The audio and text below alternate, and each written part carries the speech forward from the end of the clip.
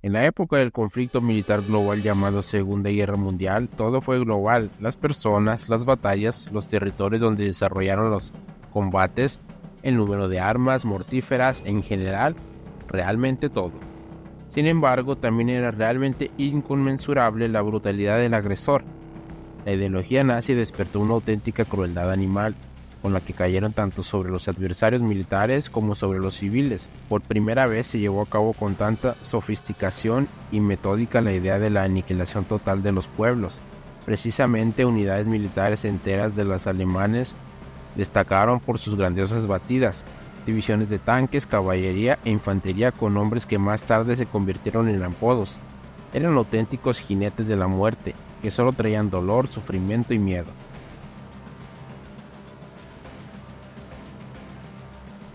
La división de tanques Cabeza Muerta. La historia de esta división comenzó en el lejano 1933. La inspiración ideológica fue Theodor Eicke, que fue uno de los principales asesores del propio Himmler. En un principio la división se creó con estructura de seguridad de los campos de concentración, pero Eicke no fue suficiente. Él mismo, un nazi convencido, reclutó en su nueva estructura a las mismas personas, máquina, absolutamente impasibles y carentes de emociones, ajenas a la manifestación de cualquier sentimiento humano.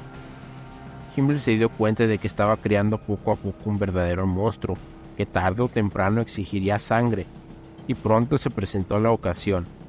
En el 1940 los alemanes derrotaron a los franceses, pero a pesar de que se rindieron como prisioneros, los monstruos nazis no perdieron ocasión de matar a alguien.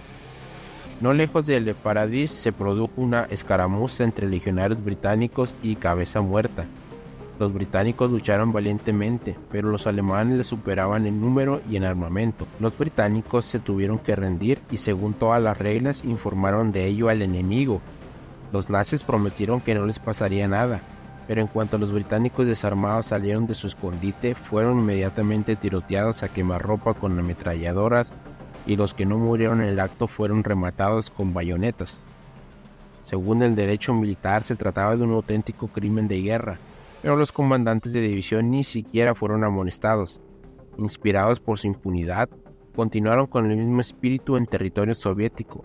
Se destacaron especialmente en 1943, cerca de Kharkov, donde llegaron a cabo ejecuciones en masa y destruyeron por completo un hospital soviético con los heridos que allí se encontraban. La derrota final de los Cabeza Muerta tuvo lugar en 1945, cerca del campo de concentración de Mauthausen. Las principales filas fueron capturadas y condenadas. Los jinetes Florian Gaia. La división, que recibió su nombre de un caballero medieval alemán, se formó en el verano de 1942 y fue concebida inicialmente como una unidad militar de la más alta calificación, formada especialmente para luchar contra las mejores unidades del Ejército Rojo y las unidades partisanas. El propio Führer tenía grandes esperanzas puestas en esta unidad. Prueba de ello es al menos el hecho de que el departamento incluía militares muy importantes, entre ellos el Brigadenführer Hermann Fegelein, marido de la hermana de Eva Braun.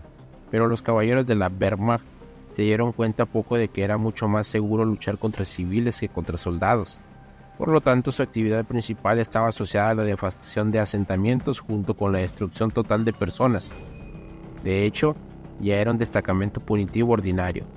Especialmente los nazis se mostraron en el territorio de Bielorrusia. Según los documentos de la época, solo en julio de 1942, la división destruyó un centenar de pueblos y aldeas y mató a más de 1.200 personas. Sin embargo, en 1943, los aliados consiguieron derribar a la SS y la división fue trasladada a Hungría. Allí encontró su ignominioso final en el invierno del 44, destruida casi por completo. Su líder en aquel momento, Joachim Grumor, se suicidó para no ser capturado.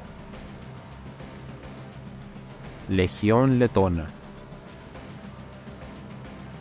Sin embargo, al describir las atrocidades que los alemanes se permitieron llevar a cabo en los territorios ocupados, no debemos olvidar que el hegemón nazi contaba con muchos seguidores que adoptaron la ideología fascista y no le fueron inferiores en crueldad. Esto es particularmente cierto en el caso de la infame Legión Letona. El crimen más cruel fue la operación punitiva en Bielorrusia en el 43, conmovedoramente llamada la magia de invierno. La esencia de la maniobra era limpiar completamente el territorio bielorruso de partisanos. Al hacerlo, murieron muchos más civiles que se negaron a cooperar con los canallas. La forma favorita de ejecución de los sádicos era la quema masiva. Familias enteras eran metidas en casas que luego eran incendiadas por todos lados. La mayoría de la gente moría asfixiada por el humo, y los que lograban escapar eran inmediatamente pasados por la bayoneta por los castigadores vigilantes. Solo durante esta operación varios miles de personas fueron torturadas y asesinadas, y cientos de asentamientos fueron borrados de la faz de la tierra, y más de 15.000 personas fueron enviadas a campos de concentración. Además de sus crímenes en el territorio de la Unión Soviética, la Legión dejó su huella en otros países ocupados, sobre todo en Polonia. Sin un ápice de piedad en sus corazones, los legionarios masacraron con igual crueldad a adultos, ancianos y niños. Esto continuó hasta el final de la guerra, cuando con la caída del Reich llegó también la liquidación de esta terrible unidad. Miles de soldados que habían formado parte de la Legión recibieron represalias y fueron condenados a diversas penas por crímenes de guerra. 36 División SS Dirlewanger.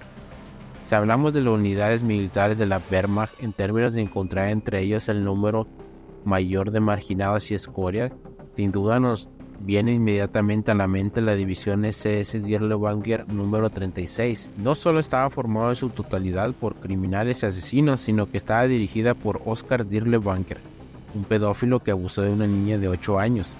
Pero el servicio fiel a una ideología ogro puede lavar cualquier crimen. En cualquier estado normal, a semejantes degenerados no se les habría permitido servir en el ejército, pero ahora era una de las unidades más privilegiadas. La división participó en la represión del levantamiento en Polonia, que de hecho resultó ser un terror ordinario, dirigido contra civiles.